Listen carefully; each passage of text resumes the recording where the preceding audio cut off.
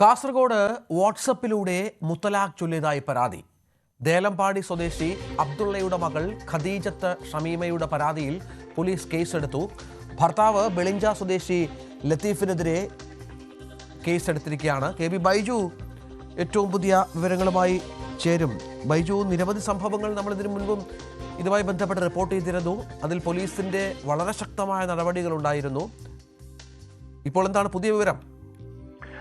രഞ്ജിത്തെ, തീർച്ചയായും ഏതാനും മാസങ്ങൾക്ക് മുൻപാണ് കല്ലൂരാബി സ്വദേശിനിയായ ഒരു യുവതിയെ ഇത്തരത്തിൽ ഫോണിലൂടെ മുത്തലാഖ് ചൊല്ലിയ സംഭവം ഉണ്ടായത്.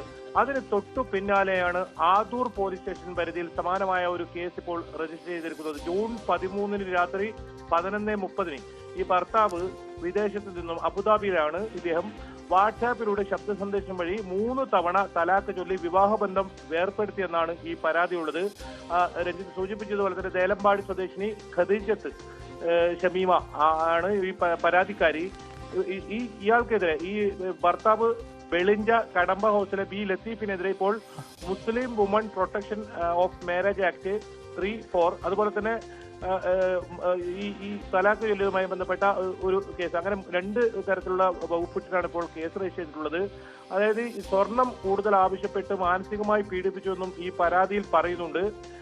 എന്തായാലും 2018 മാർച്ച് 18 ഇവർ തമ്മിലുള്ള വിവാഹം നടന്നത്. വിവാഹ സമയത്ത് 25 പവൻ സ്വർണം നൽകിയിരുന്നു. പിന്നീട് കൂടുതൽ സ്വർണം ആവശ്യപ്പെട്ട് മാനസികമായി പീഡിപ്പിച്ചുവെന്നാണ് ഈ യുവതി ഈ പരാതിയിൽ പറയുന്നത്. അതുകൊണ്ട് തന്നെ അത്തരത്തിലുള്ള വകുപ്പ് കൂടി ഇതിൽ ഉൾപ്പെടുത്തിയിരുന്ന ആദൂർ പോലീസാണ് ഇത് സംബന്ധിച്ച് കേസ് രജിസ്റ്റർ ചെയ്തിട്ടുള്ളത്. രഞ്ജിത്ത്, ഈ യുവതിയുടെ കുടുംബത്തിന്റെ പ്രതികരണം എന്തെങ്കിലും ലഭ്യമായിട്ടുണ്ടോ?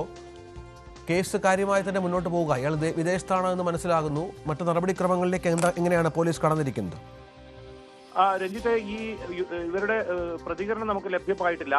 കേസ് വളരെ കൃത്യമായി ഈ കേസുമായി ആദൂർ പോലീസ് മുന്നോട്ട് പോകുന്നുണ്ട്. അതായത് ഞാൻ നേരത്തെ പറഞ്ഞതുപോലെ തന്നെ BNS-ലെ 35, അതുപോലെ തന്നെ മുസ്ലിം woman protection of marriage act 3(4) ഈ 2 വകുപ്പാണ് ഇവർക്ക് എതിരെ ഇപ്പോൾ ചുമത്തിയിരിക്കുന്നത്. ഏതായാലും വിദേശത്തുള്ള ഇയാളെ വിളിച്ചു വരുത്തി മറ്റ് നടപടികൾ തുടരാനാണ് ഇപ്പോൾ പോലീസ് തീരുമാനിച്ചിട്ടുള്ളത്.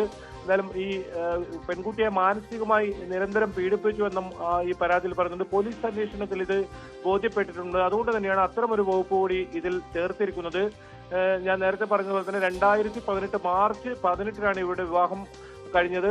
ജൂൺ 13 രാത്രി ആണ് ഇത്തരത്തിൽ ഭർത്താവ് അബുദാബിയിൽ നിന്ന് വാട്സാപ്പിലൂടെ ശബ്ദ സന്ദേശം വഴി 3 തവണ തലാഖ് ചൊല്ലി വിവാഹബന്ധം വേർപ്പെടുത്തിയത്. രഞ്ജിത്ത്, അതാണ് സാഹചര്യം. ഏതായാലും കാസർഗോഡ് നിന്നാണ് ഈ പരാതി ഇപ്പോൾ ഉയർന്നിരിക്കുന്നത്. പോലീസ് ബെളിഞ്ച സ്വദേശി ലത്തീഫിനെതിരെ കേസെടുക്കുകയും ചെയ്തു. 2018 മാർച്ച് 18 ഇരുവരുടെയും വിവാഹം. വാട്സപ്പിലൂടെയാണ് ഇയാൾ മുത്തലാഖ് ചൊല്ലിയത്.